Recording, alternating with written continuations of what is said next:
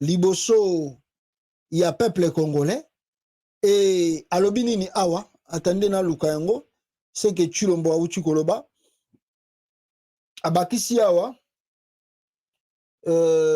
attendez nazwango Félix Tshisekedi. Je profite de l'occasion pour tordre le cou à toutes ces critiques qui consistent à faire croire faussement que nous n'allons pas ou nous ne réagissons pas à la situation de l'Est. Je demande à tous de bien se tenir parce que notre riposte sera impitoyable et jusqu'à l'éradication totale de cette violence à l'Est. Wana bolandi nani Félix Tshisekedi mutu auti koloba babiloko wana. Donc notre réponse sera impitoyable. Donc ça veut dire que à cause de la guerre moko un chef de l'État d'abord ne parle pas comme ça. Parce que cette guerre est bandit le loté, ça fait des années qu'ils allient. Et yo moko le baki ko tia ba siège ya kovanda na yo na Goma 4 ans ngo mandel ingesi la ochangote. Sikoyo tango lobi ko sala guerre, ça veut dire que bato bazomona que toza faible, banane bazomona faible. Et ça batunde basali constant, basali nyonso tout bamoni que tu es faible, non pas simplement que tu es faible, mais en réalité tu es nul. Tu es nul et tu ne mérites pas d'être président du Congo. C'est ça la réponse, c'est ça la réalité. Sikoyo lobi ko sala réponse impitoyable. Réponse, un chef de l'État ne parle pas comme ça.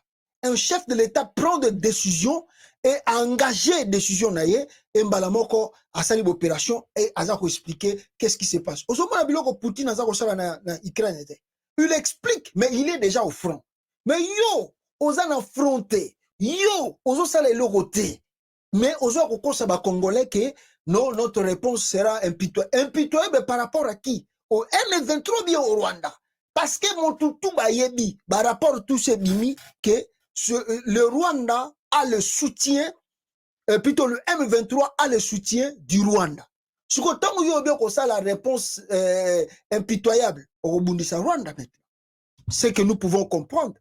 Au ça la guerre contre le Rwanda. Tika aventure, tika aventure, tika koko sabato, tika lukuta. Oza lukuta papa, oza muibi, oza lukuta papa, tika lukuta, tika koko saba congolais. Quelle est la réponse que toi tu vas faire contre Kagame?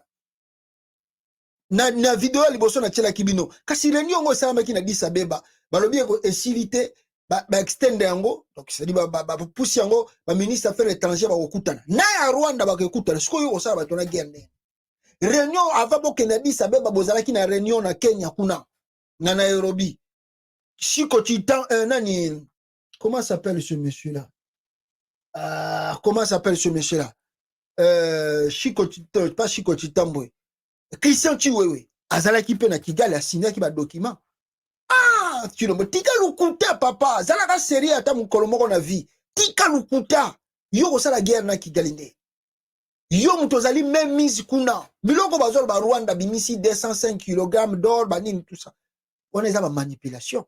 Qui ne sait pas que c'est Chilombo qui a donné à Kagame l'ordre, qui a donné à Kagame la possibilité à Roya Koben d'Araba Ornako. Tant que Kagame a usine ya ba mine ya ko traiter ba or na Rwanda biso to lobby nzoka ndeza laki accord na bango basinya kina Félix Tshisekedi siko bazomona keno to lo babo to sala bo poto kosa ba lukuta na lukuta et puis guerre moko Félix au sana Rwanda ezate ya au sa guerre na Rwanda d'ailleurs kutu ba mindere bazotalo na musika ba oh ce monsieur est dangereux il peut embraser toute la région là Chilombo là. Our courts again a region of Bimbaona Afrique centrale. That's why we are asking the USA or the UA, the European Union, to pay attention to what Chilombo trying to do in the East and the Central African. This guy, he will bring war there, Tshisekedi. Il va amener la guerre. Il va amener la guerre qui va embraser toute l'Afrique centrale. Ce monsieur ne maîtrise rien. Il ne connaît rien, Félix Antoine Chilombo. Ce monsieur, c'est un danger pour l'Afrique centrale. Tant qu'il demeure au pouvoir, il y a un risque que toute l'Afrique centrale s'embrase. qui est la guerre de guerre partout. Parce que ce qui lui, il ne comprend pas.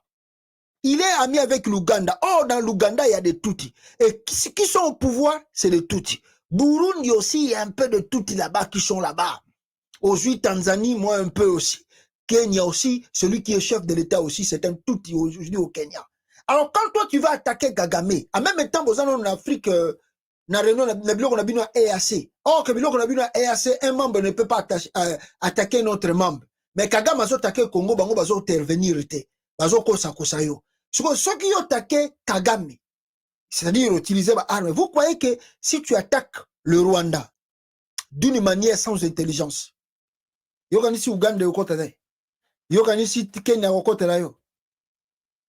D'ailleurs, on attaque bango ndengeni parce que tant au sengi sous renfort et Afrique de l'Est wana commune ya ba armée wana ba kota na Est à Congo. Mais si batondani na kata Congo, tant batondani na kata Congo, qu'est-ce qu'ils font? Ils vont étudier le plan de guerre, tout. Il y a un bon nabino, un coin stratégique, il y a un bon nabino.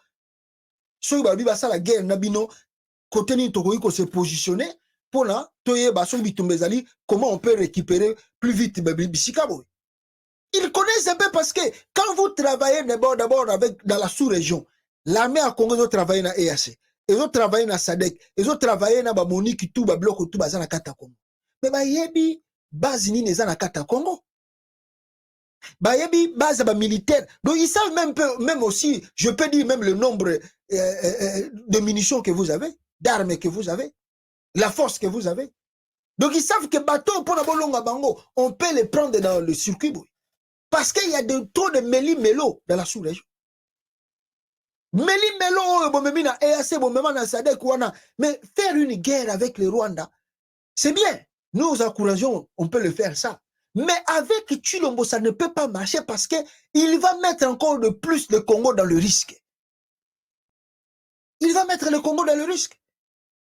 Et puis je vais encore plus loin.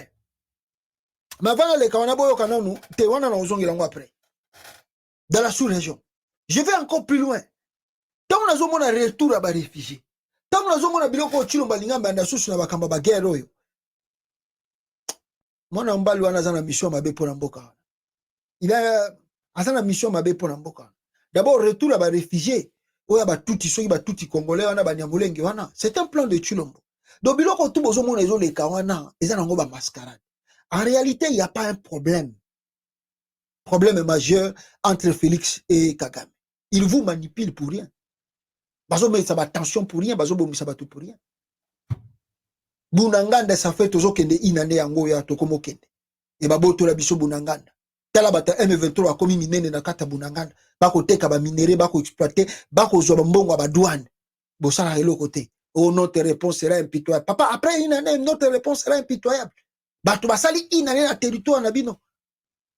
Tika lokutago papa. Et puis dans quelques mois après toujours qu'une élection. Olingo boy élection pour bimisa guerre. Na Rwanda polo bak élection ça raté. Okosi papa.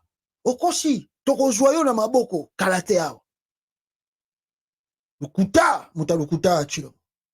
Alors, plus loin maintenant bande konangai boza kolananga awa na kolakisa bino n'est-ce pas vidéo moko awa. Wana ba militaire na kata front. Ba militaire ya FARDC na front. Ouais, ndenge zali. Ouais, noko.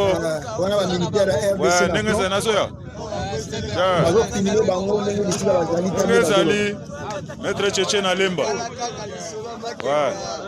Wana aseli na mpanzi kuna. Bazo filmer bango. Bazo lakisa bango boy. Ma vidéo et ça lipe base dans les réseaux sociaux. Et continue à WhatsApp, et continue à Facebook, et qu'il y a Twitter, et qu'il y a TikTok, et qu'il y a partout. Ma militaire à Congo na front, m'a filmé bango, bisika bazali, bazotala munguna. Oh, tokobeta bango, tokosala bango boy. Quelle bêtise que je n'ai jamais vu au monde. Les militaires au front se font filmer. Ouais, c'est le fait nanga mwalimu etaki ataka de pointe. Yala non, on za bujo baté. Danger na. Il dit c'est vendre honneur sans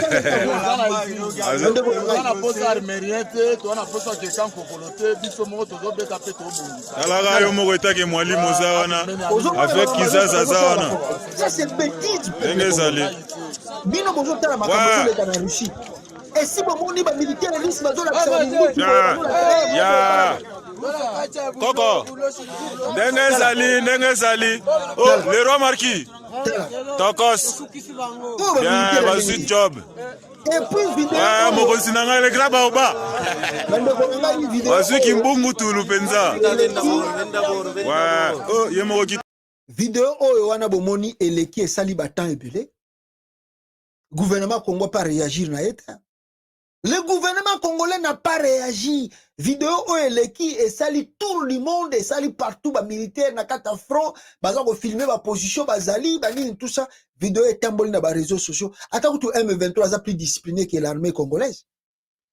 Même le M23, bon na ba vidéo na bango. Balaksa bino ba bisika bazali na ba armement bazana ngo. M23 ka ko boke obundisa wana. Même le M23 est bien organisé que le FARDC. Telle bêtise ba toza na front. Ba ko filmer bango batinda ba vidéo na TikTok, na Facebook, na WhatsApp, ba mona ke armée à Congo est fort. Pourquoi ça? On n'a pas besoin de ça. D'abord cette armée n'est pas disciplinée.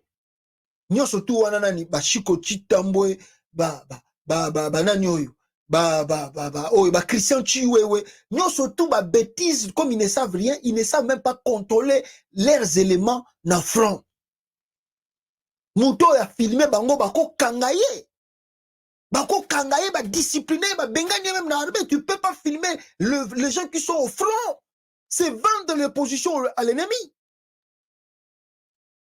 Ah! Bon que ça dirigé na ba mater donc ma watro peuple